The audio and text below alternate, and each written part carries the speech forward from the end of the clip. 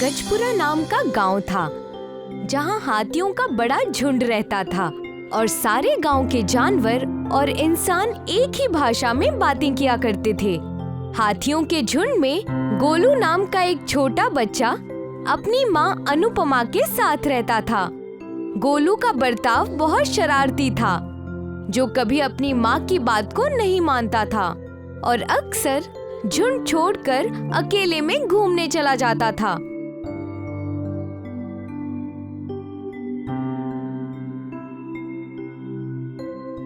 मैंने कितनी बार तुम्हें समझाया है गोलू कि झुंड को छोड़कर अकेले कहीं मत जाया करो। जंगल खतरे से खाली नहीं है। माँ, तुम तो खामखाही फिक्र करती हो, जब देखो मुझे डांटती ही रहती हो। हम हाथियों का कोई कैसे कुछ बिगाड़ सकता है भला? बेटा, ऐसा नहीं कहते। कई बार जंगलों में हाथियों के शिकारी आकर हाथियों को बंदी बनाकर ले जाते हैं। गोलू बातों को अनसुना करके एक बार फिर से झुंड से दूर चला जाता है।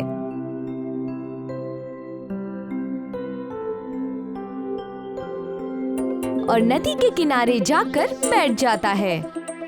माँ हमेशा मुझे डांटती ही रहती है और हमेशा झुंड से दूर जाने के लिए मना करती है। मैं कोई बच्चा थोड़ी हूँ, मैं तो एक हाथी हूँ। मुझे कोई कुछ नहीं कर सकता।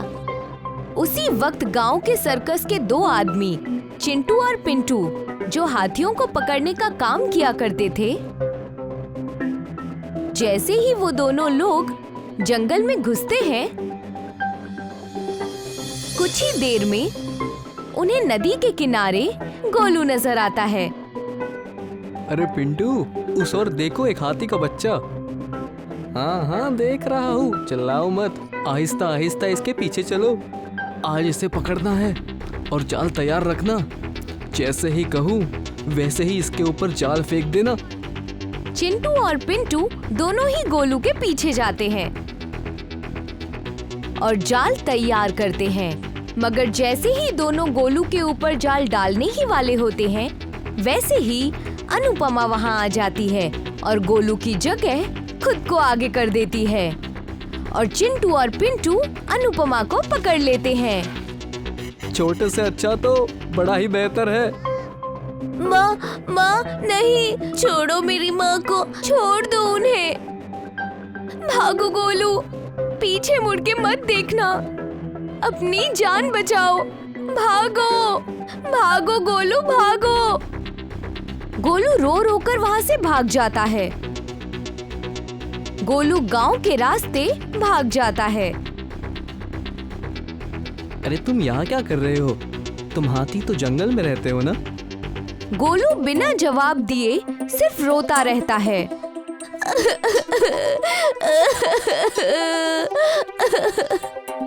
क्या हुआ?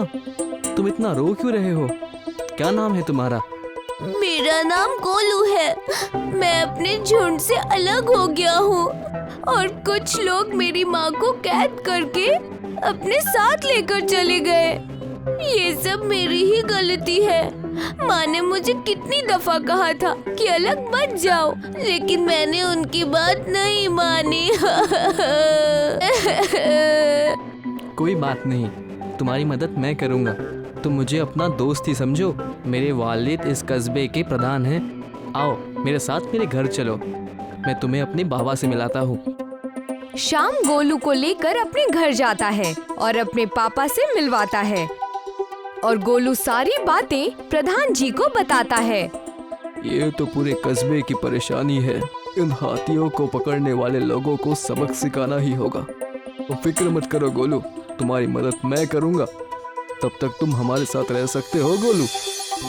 प्रधान जी गोलू को अपने घर में रखते हैं और खाना पानी देते हैं। गोलू और श्याम दोनों ही गोलू की माँ अनुपमा को हर जगह ढूंढते हैं और शाम तक वापस घर आ जाते हैं। एक दिन ऐसे ही गोलू जब घर लौट रहा था, तो वो एक दरख्त के नीचे बैठ जाता है और अपनी मम्मी को याद करने लगता है। फिक्र मत करो गोलू, हम जरूर तुम्हारी माँ को ढूंढ लेंगे। मैं उनको बहुत याद करता हूँ। मुझे याद है जब वो मेरे साथ थी तब मैंने उनकी कोई बात नहीं मानी, और अब जब मैं आज अकेला हूँ तब मुझे समझ में आ रहा है कि वो मेरी कितनी फिक्र किया करती थी। मुझे अगर उनसे वापस मिलने का मौका मिला तो मैं वापस ये गलती कभी नहीं करूँगा और हमेशा उनका कहना मानूंगा। मुझे एक बार फिर से अपनी मम्मी से मिलना है। गोलू और श्याम दोनों की आंखें नम हो जाती हैं और अगली सुबह प्रधान सारे गांव वालों को एक बड़े से दरख्त के नीचे इकट्ठा करते हैं, जहां प्रधान गोलू को भी बुलाते हैं। गाँव वालों, मैंने आप सबको आज एक जरूरी मुद्दे पर बात करने के लिए बुलाया है। जैसा कि आप सभी जानते हैं कि कस्बे में हाथियों को काफी ज्यादा तादाद में पकड़ा जा रहा है। हमें इस परेशानी का कुछ ना कुछ हल निकालना होगा। मेरे साथ एक हाथी का छोटा बच्चा रहता है जिसका नाम गोलू है। किसी दरिंदे ने इसकी माँ अनुपमा को भी पकड़ लिया है। तो मैं आप गाँव वालों से दरख्वास्त करता हूँ कि अगर आपको इसकी माँ के बारे में कुछ पता चले तो मुझे फौरन इत्तिला करना। इन्हीं गांव वालों के बीच सुहास नाम का एक आदमी खड़ा था जो प्रधान की बातें सुनकर कहता है, वजीर साहब, हमारी परेशानी क्या कम थी जो अब हम हाथियों की फिक्र करने लग गए। मेरी मानिए तो अब इस हाथी को भूल जाइए और इस छोटे हाथी को जंगल में छोड़ आइए। आखिर क्यों हम जंगल का बोझ अपने सर उठाए हैं? ये कैसी बात कर रहे हो सुभाष? क्या तुम्हें हाथियों पर कोई दया नहीं आती? यह हाथी का छोटा बच्चा अपनी माँ से बिछड़ चुका है और इसकी मदद करना हमारा फर्ज है और कुदरत को बचाना हमारा मजहब। ये सुनकर सुभाष वहाँ से निकल जाता है और चुपके से जाकर चिंटू और पिंटू से मिलता है और चिंटू और पिंटू अनुपमा को कैद करके रखते हैं। सुनो ध्यान से चिंटे और पिंटू, वजीर साहब इस बड़ी से हाथी को ढूंढने में लग गए हैं। आज ही कस्बे में बैठक बुलाकर इस मुद्दे पर बात हो रही थी जिसमें इस हाथी का बच्चा गोलू भी था जो इस वक्त प्रधान के घर पर ठहरा हुआ है अपने झुंड से अलग।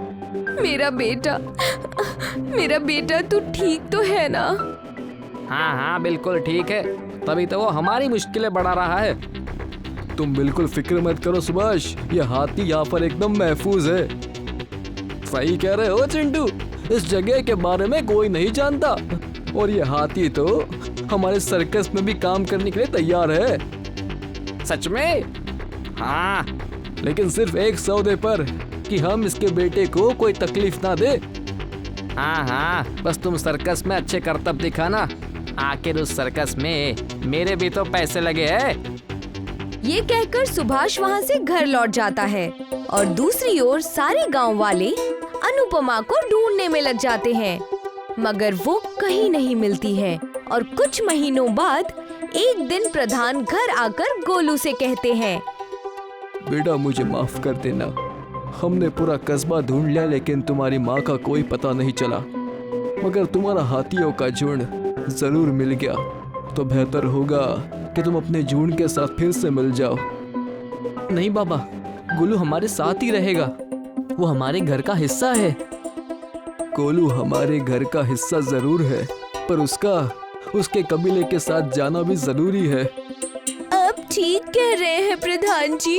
आखिर कब तक मैं आपके साथ रहकर आप पर बोझ बनकर जीऊं? एक बात याद रखना गोलू, तुम हमारे ऊपर कभी बोझ नहीं थे, तुम भी हमारे घर का एक हिस्सा हो। अगले दिन प्रधान, श्याम और गोलू निकल जाते हैं, मगर बीच में ही गोलू को एक सर्कस का इश्तिहार दीवार पर चिपका हुआ नजर आता है जिसमें अनुपमा की तस्वीर बनी होती है। प्रधान जी ये देखिए, ये तो मेरे माँ की तस्वीर है। ये एक सर्कस के इश्तिहार पर है। हटो, मुझे देखने दो। इस पर जो हाथी है, क्या यही तुम्हारी माँ है? हाँ प्रधान जी। फिर तो बाबा इस सर्कस के न्यूज़ पर उस सर्कस का पता भी लिखा होगा। इस पर तो सर्कस का पता भी लिखा हुआ है। चलो हम वापस घर चलते हैं। प्रधान घर जाकर कुछ पड़ोसी लोगों को इकट्ठा करते हैं और दूसरी ओर सुभाष, चिंटू और पिंटू हाथी की नुमाइश के लिए तैयार खड़े थे। ए हाथी, एकदम अच्छे से करतब दिखाना, ध्यान रहे एक भी गलती ना हो, वरना इसका अंजाम बेहद बुरा होगा। आप बिल्कुल फिक्र मत कीजिए, हमने इसे बेहतरीन ट्रेनिंग दी है। उस प्रधान का क्या हुआ सुभाष? प्रधान उस छोटे हाथी को फिर से जंगल छोड़ने गया था आज, क्योंकि ये हाथी तो कहीं मिली नहीं।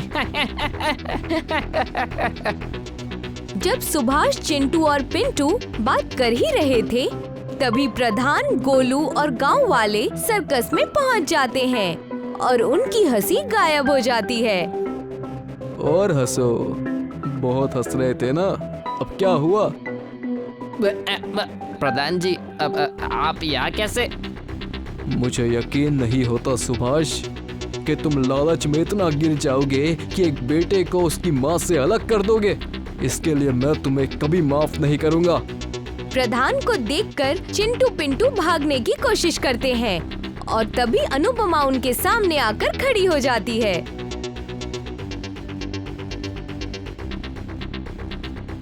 और गांव वाले आकर उन्हें पकड़ लेते हैं और अनुपमा वहां गोलू से मिलती है और दोनों एक दूसरे को देखकर फूट-फूट कर रोने लगते हैं। मेरा बच्चा, तू ठीक तो है ना? हाँ, मैं ठीक हूँ माँ। आप कैसी हैं? मुझे आपकी बहुत याद आई मम्मी। आप मुझे माफ कर दो, मैंने आपकी बात नहीं सुनी थी। मैं आपसे वादा करता हूँ कि आज से आपकी सारी बातें मानूंगा। बस आप मुझे छोड़कर वापस मत जाना। ये कहानी सिर्फ अनुपमा और गोलू की ही नहीं, बल्कि हर मम्मी पापा और उनके बच्चों की है। मम्मी पापा के शब्द कभी कभार बहुत कड़वे लगते हैं, लेकिन वो हमारे अच्छे के लिए ही होते हैं। तो उनसे मतभेद न करके हमें उनकी बातें भी कड़वी दवाइयों की तरह पी लेनी चाहिए, क्योंकि उनसे बड़ा हितैषी इस दुनिया में और कोई नहीं होता।